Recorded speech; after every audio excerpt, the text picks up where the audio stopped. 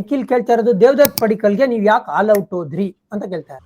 ಒಂದು ನಾವು probably looking at a young captain, ಒಂಥರ ಇದ್ರೆ ಒಂದು ಕ್ಯಾಪ್ಟನ್ಸಿ ಮೆಟೀರಿಯಲ್ ಆಗ್ತಾನೆ ಒಂದು. ಆಮೇಲೆ ಇನ್ನೊಂದು ಲೆಫ್ಟ್ ಹ್ಯಾಂಡ್ ಬ್ಯಾಟ್ಸ್ಮನ್, ತುಂಬಾ ಎಕ್ಸ್ಪೀರಿಯನ್ಸ್ಡ್ IPL ಪ್ಲೇಯರ್.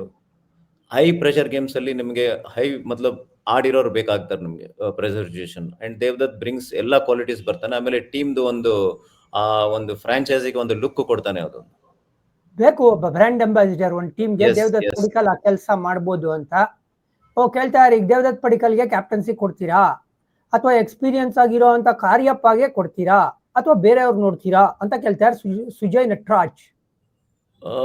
ನಮ್ದು ಇನ್ನ ಅಂದ್ರೆ ಅಫಿಷಿಯಲ್ ಆಗಿ ನಾವು ಡಿಕ್ಲೇರ್ ಮಾಡಿಲ್ಲ ಯಾರು ಕ್ಯಾಪ್ಟನ್ ಅಂತ. ಬಟ್ ನಾವು ಪ್ರಾಬ್ಲಿ ಲುಕಿಂಗ್ ಎಟ್ ಪ್ಲೇಯರ್. ನಮ್ಗೆ ದೇವದತ್ ಮಾಡಿದಾನೆ ಮುಂಚೆ ಎಲ್ಲ ಇದು ಟೀಮ್ಸ್ಗೂ.